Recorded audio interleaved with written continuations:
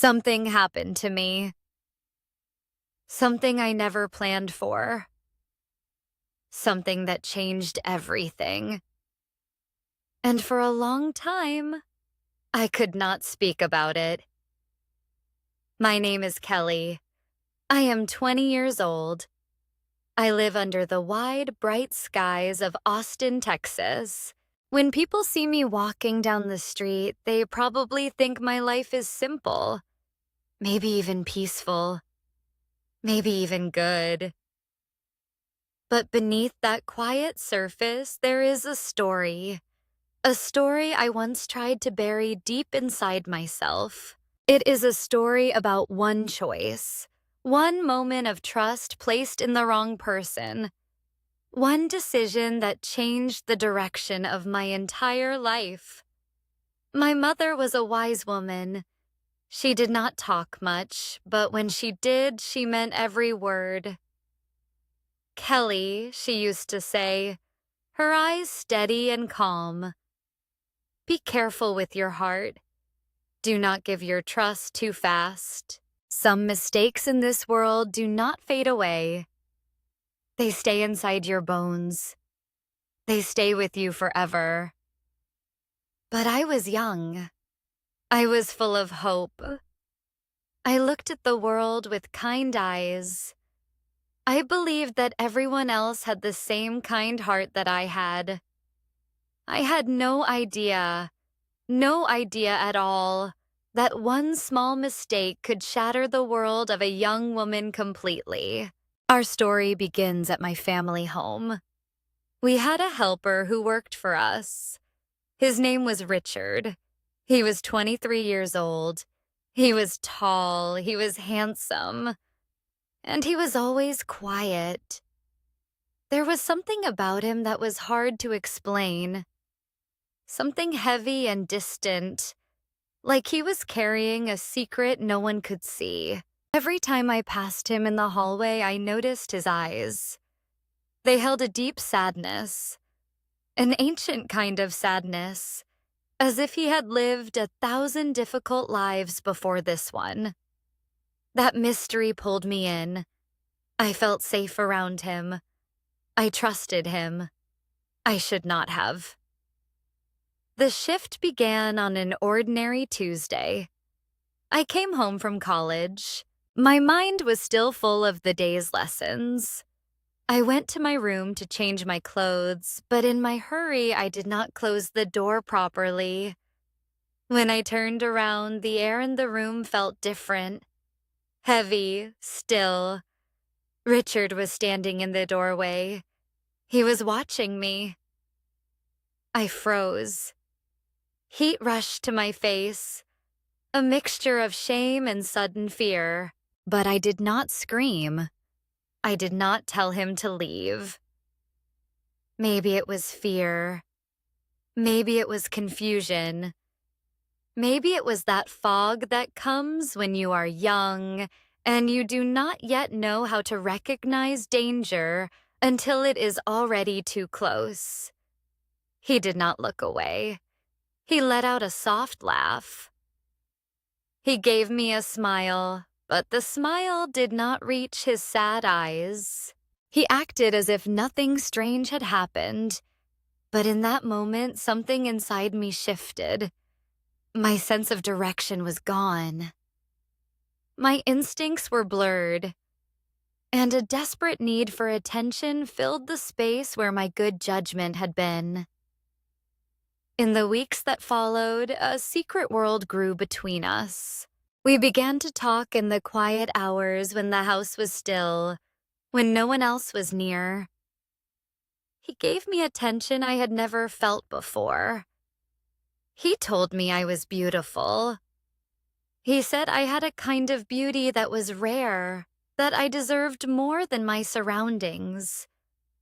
He spoke about a world where money and status did not matter, where only love was real. I was a girl standing at the edge of womanhood, and I believed every single word. We shared meals in secret. We laughed at private jokes. For a short and fragile window of time, he made me feel like the most important person in the world. I did not see the trap I was walking into. Then came the night that broke me into pieces. The house was silent. Midnight had arrived. My room was dark, lit only by the faint glow of streetlights through the window. I heard footsteps approaching. Slow, quiet, steady. The door creaked open. Richard stepped inside. That night, I made the biggest mistake of my life. I traded my inner peace for a moment I thought was connection. A moment I thought was love. It was neither. During that time together, he took out his phone. "I am recording this just for us," he whispered. His voice was smooth, gentle, reassuring. "It is for the memories. One day, years from now, we will look back at this and smile at how young we were, how in love we were." I believed him. I looked into his eyes and saw a future. I did not know I was looking into a trap. A few days later, the silence came back. But this time, the silence was deafening. Richard was gone. No note, no message, no explanation. He simply disappeared as if he had never existed. I was left behind in a state I cannot fully describe. My body felt hollow. My mind felt broken. I could not eat. I could not sleep. My heart felt like an empty room with no walls. My soul felt sharp and jagged, like something precious had been smashed on the floor. My parents were confused by his sudden departure, but they did not know the storm raging inside me. They could not see it. I spent my nights crying quietly in the dark, grieving the girl I used to be, the girl I knew I could never get back. Eventually, the weight became too heavy to carry alone. I broke down. I walked to my mother and told her everything, every detail, every secret, every shameful truth. I expected her to pull away. I expected judgment. I expected the words I deserved to hear. "I told you so." But instead, she held me. She held me with a strength that seemed impossible for her small body. "Kelly," she whispered into my hair. Her voice was low and steady and full of love. "You are not defined by this. Yes, you made a mistake, but a mistake is only a chapter. It is not the whole book. You must stand up again. You must begin again." Her grace was the thing that saved me. I wiped away the tears of the past. I gathered every piece of energy I had left, and I built a new life. I found a position at a small technology company. I threw myself into the work with a fierce dedication. I left no room for painful memories. I became skilled at what I did. I found peace in the logic of code, in the order of systems, in problems that had answers. The past slowly became quieter. Not gone, but quieter. One morning, something unexpected happened. A man named Mr. Luke arrived at our small office. He was the CEO of a large international company. His company's main server had crashed. His best engineers could not fix it. I stepped forward. I took a deep breath. And I went to work. Within 30 minutes, the system was running again. Mr. Luke stared at me. His expression was genuine astonishment. How did you solve what my senior team could not? He asked. I looked at him steadily. A new sense of self-worth was growing inside me, quiet and strong. I am simply very good at what I do, sir, I said. Impressed, he invited me to a high-profile gathering that same evening. I hesitated. The old shadows whispered that I should stay home, stay safe, stay hidden. But I went. When I arrived at the party, I felt like a stranger in a world of silk and soft music. I felt eyes on me. I moved toward the quiet edges of the room. Mr. Luke found me. He told me I looked radiant, but I barely heard his words because across the ballroom a man was watching me. His gaze was quiet and steady, and something about it made my heart slow down instead of speed up. That was unusual. That was new. Later that evening, Mr. Luke returned. He was leading that same man by the arm. Kelly, he said with a warm smile, I would like you to meet my son. This is Buck. Buck did not have sad eyes. His gaze was clear, gentle, remarkably steady. For the first time in years, the frantic beating of my heart slowed to a calm and even rhythm. We talked that night and the next and the many nights after that. Slowly, carefully, the walls I had built around my heart began to soften, to open. Buck was patient. He was kind. He was safe. When he asked me to marry him, the tears that came were not tears of pain. They were tears of joy. My parents were overjoyed. My mother held my face in her hands and smiled. The smile of a woman who had always believed this day would come. For a moment, I truly believed the past was dead, buried, gone forever. But a quiet fear still lived inside me. A small, persistent shadow, whispering that my history would one day rise up, that it would find a way to take away the happiness I had finally found. On our wedding night, Buck took my hands in his. He was a man of great honesty. He wanted our marriage to begin on a foundation of truth. I want to be honest with you, Kelly, he said softly. I have not been perfect. I have had relationships in my past that I am not proud of, but I want you to know that you are my only focus now. His honesty moved me deeply. It made me love him even more. But then he asked the question I had been dreading. Was there someone before me? Someone you were close to? The air left my lungs. My heart felt like it had stopped. Please, I whispered. My voice was trembling. Do not ask me to look back. The past is finished. I only want to build a future with you. He did not push. He simply nodded. He drew me into his arms and held me close. He promised that tomorrow would be a fresh start. But as I lay in the dark that night, the truth felt like a weight on my chest. Heavy, unmoving, waiting. A few weeks into our marriage, we were spending a quiet afternoon in a local park.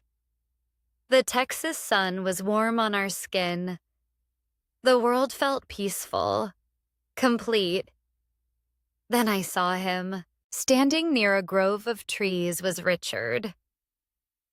He looked older, more worn down, but that same smile was on his face.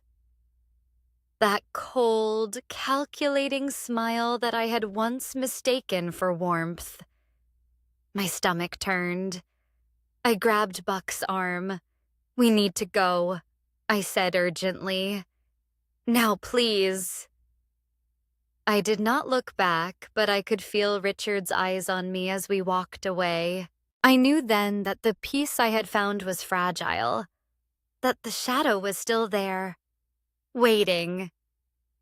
The following morning, I walked into the living room. Buck was sitting on the sofa. He was staring at his phone. His face had lost all color. When he looked up at me, his expression stopped my heart. He turned the screen toward me. The world tilted. Richard had done it. He had posted the video from years ago. He had added cruel words and images meant to humiliate me, to destroy me, to take everything I had built. I felt the floor disappear beneath my feet. My hands began to shake. Hot tears blurred my vision. The shame I had carried for years suddenly overflowed and flooded everything. "Kelly." Buck's voice was low, pained. "What is this? Why didn't you tell me?" I collapsed to the floor. The words came tumbling out in a desperate rush, like water through a broken dam. "I was a child," I sobbed. "I was young and foolish. I believed his lies. He recorded me without my true understanding of what it meant. I did not hide it because I did not trust you, Buck. I hid it because I was so deeply ashamed. I was terrified that if you saw that girl, you would stop loving the woman I am now. But I am not that person anymore. I love you with everything I have." A long silence filled the room. It felt like the longest silence of my life. I waited for the rejection, for the sound of the door closing, for the end of everything I loved. But then I felt his hands on mine. Buck knelt down in front of me. His eyes were wet with his own tears. "I told you on our first night together that I valued honesty," he said softly. "It hurts that you did not feel you could come to me.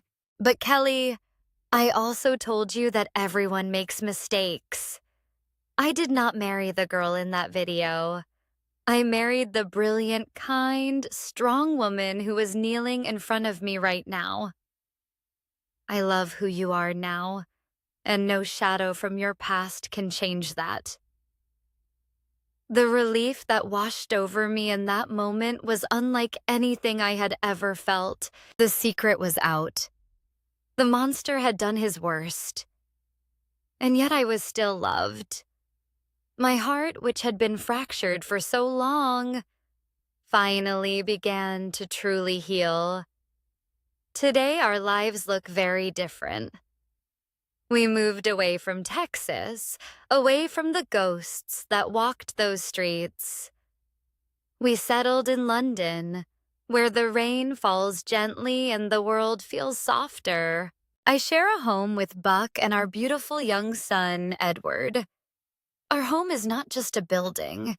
It is a sanctuary built on a foundation of radical honesty, of unwavering trust, of two people who chose each other through the truth of who they really were. I look back at my younger self now with different eyes, not with shame, not with regret, with quiet compassion.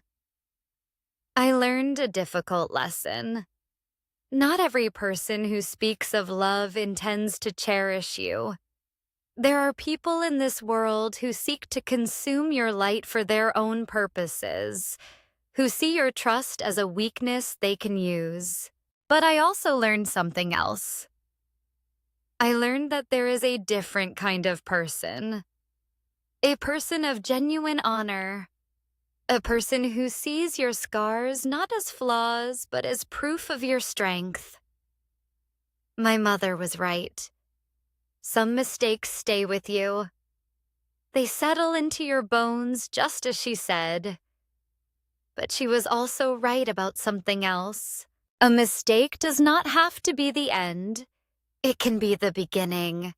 The beginning of a much deeper, more honest, more beautiful story. When you find a person who respects your journey, who protects your peace, who loves you through the truth of your past, hold on to them. They are the rarest kind of blessing. Thanks for listening to my story. If you liked it, hit the subscribe button for Learn English by Stories. Drop a comment and tell me where you're listening from.